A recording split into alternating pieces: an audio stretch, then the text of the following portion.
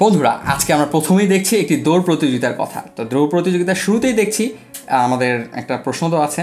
প্রশ্নটা হচ্ছে খরগোশ এবং কচ্ছপের মধ্যে সেই বিখ্যাত দৌড় প্রতিযোগিতা, কিন্তু এখানে লেখা আছে খরগোশ এবং কচ্ছপের মধ্যে দৌড় প্রতিযোগিতায় এবার খরগোশ বিজয়ী হয়েছে, অর্থাৎ খরগোশ আগে পৌঁছে গেছে, যেটা স্বাভাবিকভাবে হওয়ার কথা ছিল আর কি। তো প্রশ্নটা হচ্ছে এদের মধ্যে আর কি এই দৌড় প্রতিযোগিতায় তারা যে দূরত্ব অতিক্রম করছে তাদের মধ্যে কোনো সমান ভেক্টর কাজ করছে কিনা। যেহেতু এটি একটি প্রতিযোগিতা তাহলে অবশ্যই একটি নির্দিষ্ট দূরত্ব, ধরা যাক এই তাদের ফিনিশিং লাইন ছিল, তো এটাকে তারা দুজনই অতিক্রম করেছে। তো তার মধ্যে খরগোশ আগে পৌঁছেছে আর কচ্ছপ একটু পরে এসে পৌঁছেছে, এই তো। তো দেখো দুজনেই যেহেতু সমান দূরত্ব অতিক্রম করেছে এবং একটি নির্দিষ্ট দিকে, তাহলে তাদের মধ্যে কি রয়েছে? সরণ।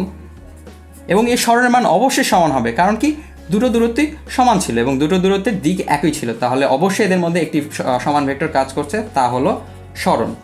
এখন প্রশ্ন থাকতে হবে আর কি কোনো সমান ভেক্টর আছে? ধরা যাক বেগ। দেখা যায় খরগোশটা কিন্তু আগে দূরত্বটি অতিক্রম করছে, অর্থাৎ খরগোশের বেগটা বেশি ছিল খরগোশের তুলনায়, কচ্ছপের তুলনায়। অর্থাৎ এখানে বেগের দিকটা একই হলেও কিন্তু বেগের মানটা কিন্তু এক ছিল না, মানটা এখানে সমান ছিল না। তো আমরা জানি সমান ভেক্টর হতে গেলে সূত্র কি, শর্ত কি কি? সমমান হতে হবে, সমদিক হতে হবে এবং একই জাতীয় হতে হবে।